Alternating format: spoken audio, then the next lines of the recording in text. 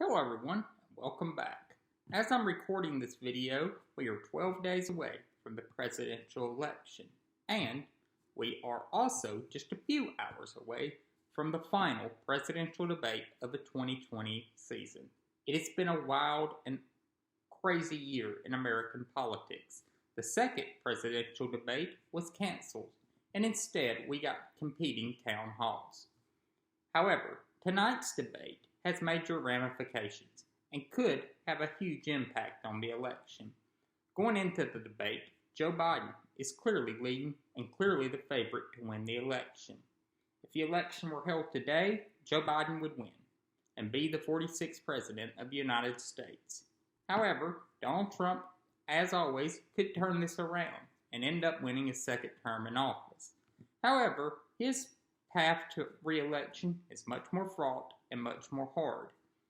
Instead of expanding the map, Donald Trump is defending places and also defending places he shouldn't have to. And that is his big challenge.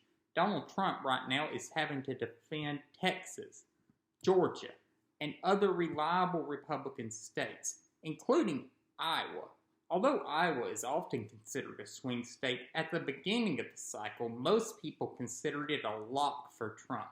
And now it is a dead heat between Biden and Trump, and has a very competitive U.S. Senate race, which I believe the Democrat will win. So, what are outcomes that can occur tonight? First, let's take a look at the person that is down, the incumbent president. Donald Trump tonight is not looking to have a repeat of his first debate performance. In the first debate, he came off as brash, unserious, and really unhinged.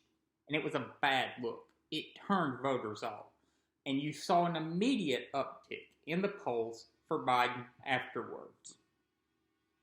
For tonight, Trump needs to do less interrupting and less hardcore red meat selling to his base.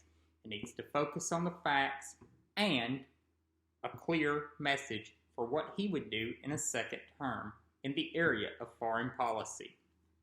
He also needs to not go to his worst instincts.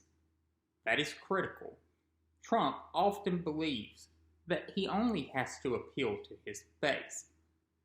I hate to inform the president of this, but his base truly would vote for him if he shot someone in the middle of Fifth Avenue. In fact, they would be mad that other members of the base aren't helping them hide the body quick enough. That is how locked in Trump's base is. However, what Trump fails to realize is that his base is not enough to get him reelected. Trump has to attract independents and late deciding voters, and that is what won Trump the presidency in 2016. Exit polls clearly showed us that people that decided late and independent voters are what carried Trump into the White House. If you look at polls right now, late deciding voters are breaking for Biden. There's not many of them, and independent voters are breaking for Biden. That is a huge problem if you're Donald Trump seeking a second term, and you won in 2016 by a razor-thin margin in the Electoral College. However, there are also risks tonight for Joe Biden.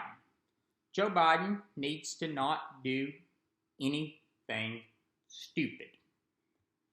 Joe Biden needs to get through the debate, not get totally angry with Trump when Trump comes out with wild haymakers, and present a calm, clear message to the American people on why he believes he should be the next president of the United States. And clearly, I am not an unbiased source. However, I am trying to provide apolitical, unbiased commentary in this setting. Biden often has a knack, sometimes, for making gaffes. However, tonight he needs to present a clear, concise message on why he should be the next president and why Donald Trump's leadership has been a failure. If he can do that, he will be fine. Don't do anything to risk your lead. Also, begin to make a closing argument of why, when you take office on January 20th, America will see a change. And you also have to set voters' expectations that it may be hard and it may take a while, but relief is around the corner.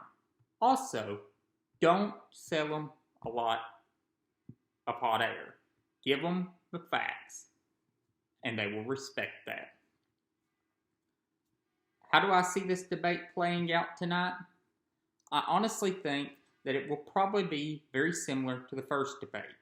Even though there's a mute button, I think Donald Trump will, when his mic is muted, stand up, yell, holler, and scream. And the mute button will be rendered ineffective.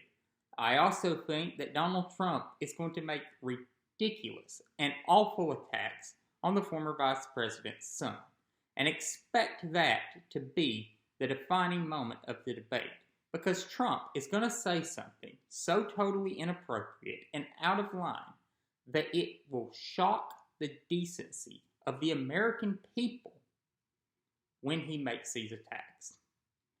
So, what do I expect from tonight's debate? More of the same from the first one. And what do I expect to happen in 12 days? Well, right now, I expect Joe Biden to win. However, after the experience of 2016, I'm not totally sure. I will, though, in the coming days, make a final prediction. I have already made final predictions in many Senate races. I have a few outstanding. I need to see how some things play out in those Senate races. And it should worry Republicans that a lot of people are still talking about Senate races in South Carolina, Georgia, and Texas. And even though I have made my prediction, I'm just a guy that makes YouTube videos. Serious political prognosticators who do it for a living are saying that Kansas is well in play, and that Iowa is moving rapidly towards the Democrats. This is a worrisome sign for Republicans. Also, it's much worse in the House, where Republicans are beginning to have to look at seriously defending seats that months ago were considered a lock for them, including the North Carolina 11th Congressional District, which was the seat vacated by the current White House Chief of Staff. It was seen at the time that whoever won the primary was a virtual lock to go to the House of Representatives. And now, a new internal poll from a Democratic candidate shows him ahead of his Republican opponent. So a lot of things are changing, and the political environment is very hostile to Republicans right now. The president could change that tonight by presenting a calm, clear, and concise message. Or he could just add to the voter frustration with him and Republicans. And voters could send a very decisive message in a couple of days. Also, it's worth noting that over 30% of voters who voted in 2016 have already locked in their votes in this presidential election. And in the state of Texas, over 60% have voted early. This is the great dynamic of the race. A lot of voters have already voted. Their votes aren't going to change. Now, are those voters that were going to vote anyway? Or are those voters who are so concerned about what's happening that they decided to make the vote early to prevent tomfoolery from happening? We don't know, but we will find out soon enough. I do know this. Voter engagement is super high, and it is super red hot. And we are nearing the end of the tunnel. I do believe it is a great thing that so many Americans are engaged in this election. It's truly a wonderful thing and something I hope that continues well into the future. An engaged citizenry and populace is good for America, and it really says a lot about how much this election matters. I will see you all again tomorrow. We'll discuss the debate fallout. We'll discuss where the race heads in the final days. Y'all have a great one.